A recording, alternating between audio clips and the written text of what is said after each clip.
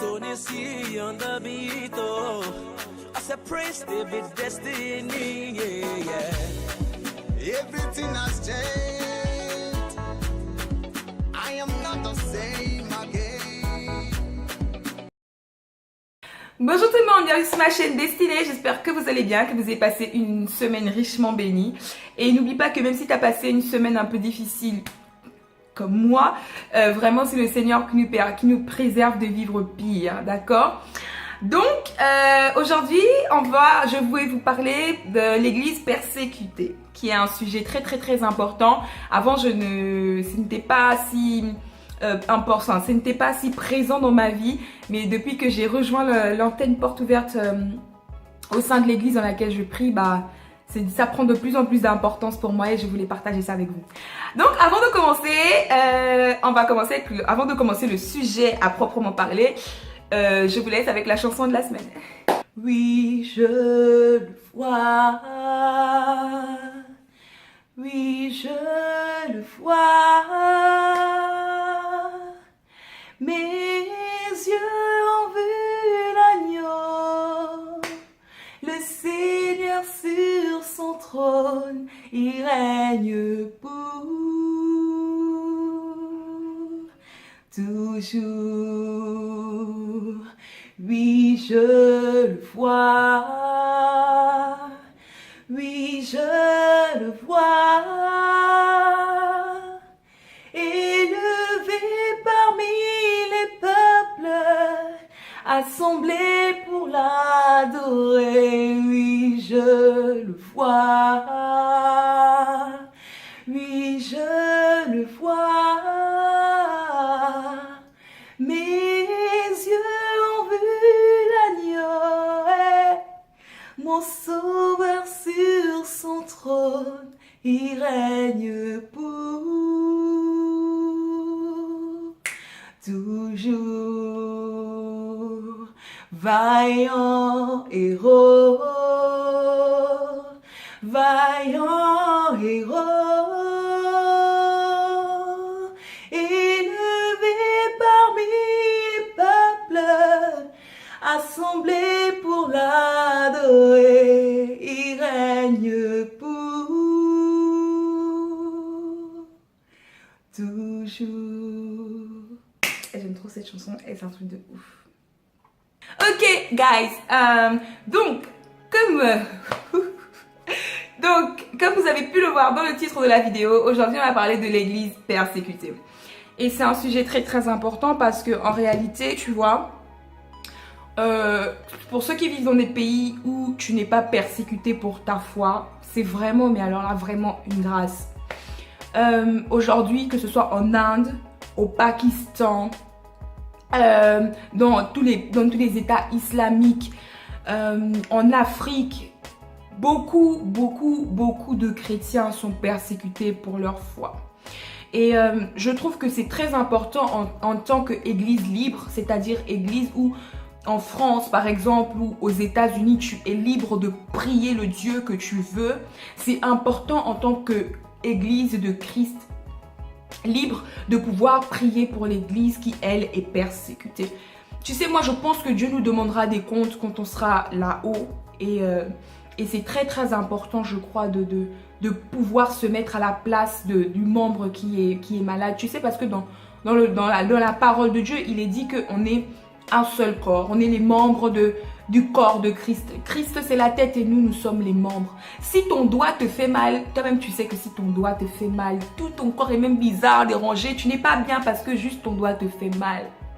D'accord? Tu te fais mal quelque part, tu cognes ton genou, tu as mal et tu es dérangé, tu n'es pas pleinement à l'aise, tout ça parce que ton genou souffre. Et c'est la même chose. On ne peut pas être consistent, on ne peut pas être totalement en plein dans sa journey with God si tu ne pries pas pour ceux qui n'ont pas la grâce d'avoir un lieu de culte. D'accord? Donc si un membre du corps souffre, on doit aussi prier pour ce membre-là. Et je vais citer quelques versets par rapport à ça. So, in the Bible. Dans Actes... donc si vous entendez de bruit, c'est parce qu'il y a mes colocs. D'accord? donc c'est normal que vous entendez des gens en background. Et on va commencer dans Lamentation. Vous connaissez tous le verset « Les bontés de l'Éternel se renouvellent chaque matin, elles ne sont pas épuisées ». Je pense que vous en avez déjà parlé dans une vidéo. Mais dans le verset, il est donc dit « Voici ce que je veux méditer pour voici ce que je veux méditer pour garder espoir. Voici ce que je veux méditer pour garder espoir. Les bontés de l'Éternel ne sont pas épuisées, ses compassions ne prennent pas fin. Elles se renouvellent chaque matin, que ta fidélité est grande. » Cependant, on utilise ce verset, mais on ne sait qui. Est-ce qu'on pense à la situation dans laquelle il était, Jérémie, en fait? Jérémie, il était vraiment, donc vous savez que c'est un des prophètes de l'Ancien Testament qui annonçait justement la prise d'Israël par l'Empire babylonien, en fait. Donc l'esclavage des enfants d'Israël en Babylone. Donc c'est un jeune prophète qui a été utilisé par Dieu, mandaté par Dieu pour annoncer voilà, la prise par Babylone en esclavage des enfants d'Israël. Et lui-même en a souffert. Et il dit dans Lamentation 2, verset 11, « Mes yeux s'épuisent dans les larmes, je suis profondément tourmenté, ma bile se déverse par terre à cause du désastre qui frappe la fille de mon peuple. » Jérémie était très déboussolé et il était physiquement attaqué, en fait, même pas que par ses larmes, mais vraiment quand ils ont pris Babylone, c'était pas des enfants de cœur, en fait. Les Babyloniens, c'était pas des enfants de cœur. Donc quand les Babyloniens sont venus prendre les enfants d'Israël, c'était vraiment physiquement, c'était horrible et il en a souffert. Il parle même, je n'ai plus retrouvé la référence, mais je crois qu'à un moment donné, Jérémie parle du fait qu'il était dans un tonneau, qu'on renversait le tonneau. Enfin, il a subi des vices, en fait. Il a vraiment subi des vices. J'espère ne pas me tromper de prophète, mais vraiment, il a subi des vices et il était très mal parce qu'il a vécu cette persécution-là, si on peut appeler ça comme ça, et il a vécu comment le peuple qu'il avait à cœur était pris par Babylone. Et c'est important, je veux dire, c'est important d'avoir à cœur comme ça les frères qui sont qui sont persécutés. Aujourd'hui, je vais vous mettre quelques images comme Asia Bibi, Alice et comment elle s'appelle, et Léa. Donc Alice et Léa, elles ont été prises par Boko Haram, mais Léa, qui n'avait que 15 ans quand Boko Haram l'a enlevée, donc a refusé de renier sa foi pour Dieu, mais tellement c'est fort.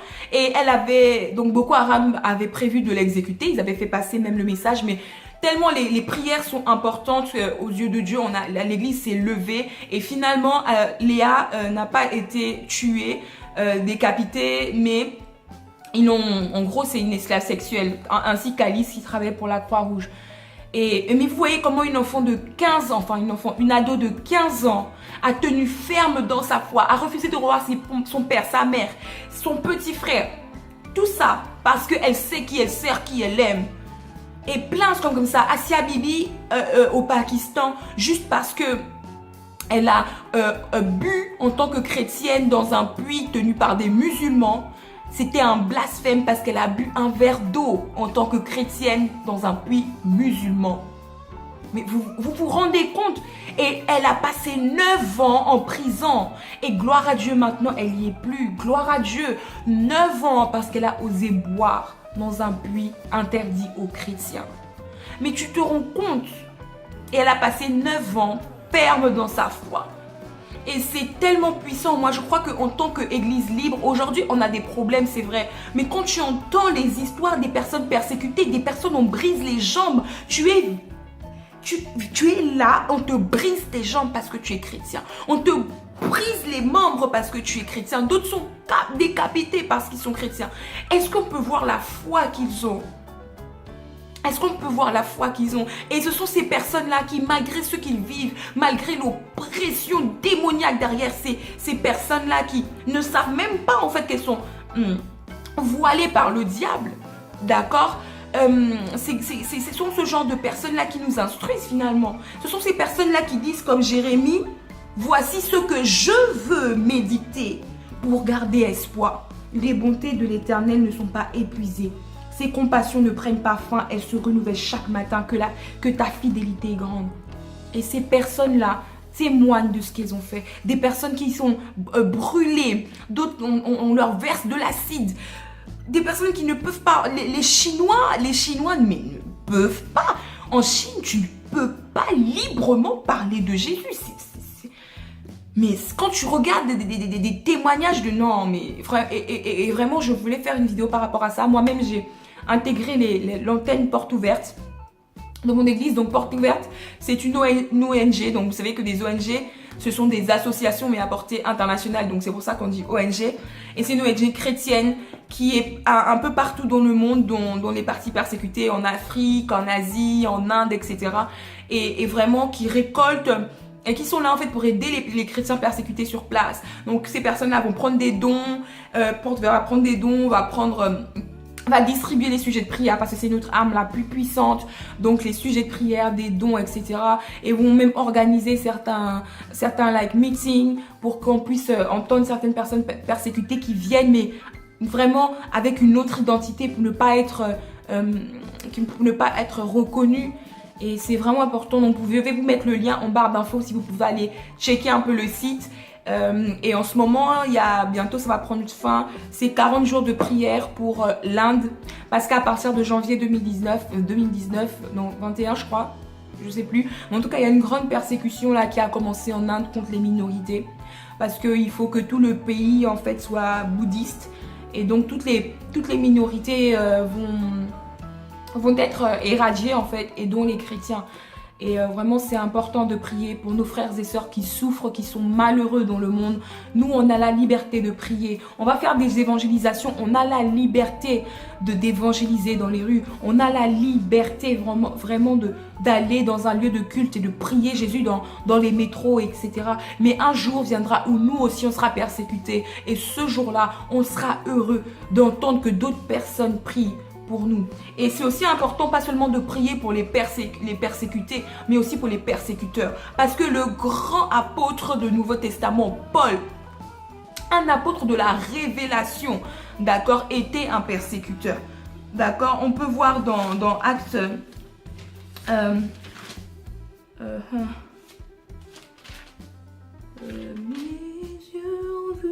dans Acte 8, après que Étienne ait été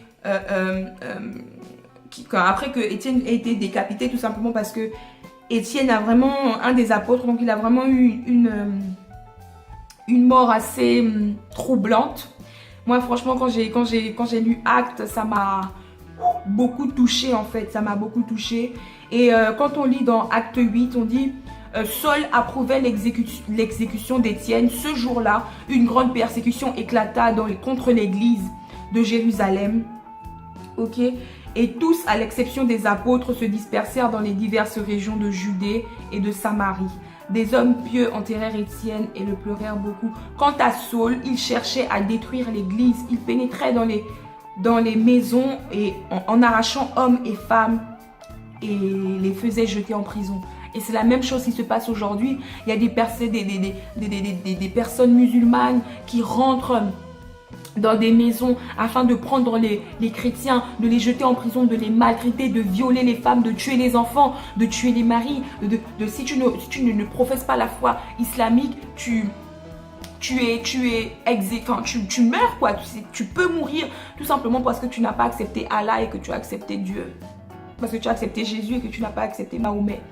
Et je trouve qu'en tant que c'est important de prier pour ces personnes-là. Parce qu'en réalité, ces personnes-là sont en souffrance également. Je le crois. Moi, je crois que ces personnes-là sont en souffrance et que c'est important de prier pour elles. Il y a des témoignages de personnes qui étaient des bourreaux, vraiment des djihadistes, qui étaient vraiment des djihadistes, mais qui sont venus à Christ. Mais ça, c'était vraiment un grand témoignage. Et je crois que c'est important parce que ce même Paul qui entrait dans les maisons afin de jeter hommes et femmes en prison qui étaient chrétiennes, va redire à la fin de ses 3 années de ministère, avant de mourir, quand il dit au revoir à l'église d'Éphèse. Quand il dit au revoir à l'église d'Éphèse, il dit au verset 19 du chapitre 20, J'ai servi le Seigneur en toute humilité avec beaucoup de larmes et au milieu des épreuves que provoquait pour moi le complot des Juifs. Vraiment, vraiment Paul, moi quand j'ai lu le chapitre 20, je voulais pleurer en voyant, waouh, Paul qui persécutait l'église, finalement c'est ce Paul-là qui pleure comme ça parce que, waouh, tellement il a servi Dieu, tellement il avait le fardeau, tellement il a subi ce qu'il a fait subir aux autres en fait. Ça m'a beaucoup touché en fait que Dieu était miséricordieux afin d'apparaître à Paul, à Saul.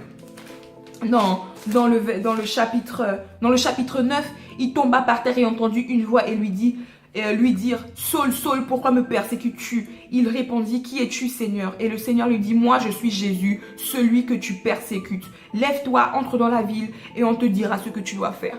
Et vraiment, c'est parce que Saul a eu cette rencontre-là avec Jésus que Saul, c'est maintenant celui qui dira au verset 20 que j'ai servi le Seigneur avec beaucoup d'humilité, avec beaucoup de larmes, avec les complots que formaient contre moi les Juifs.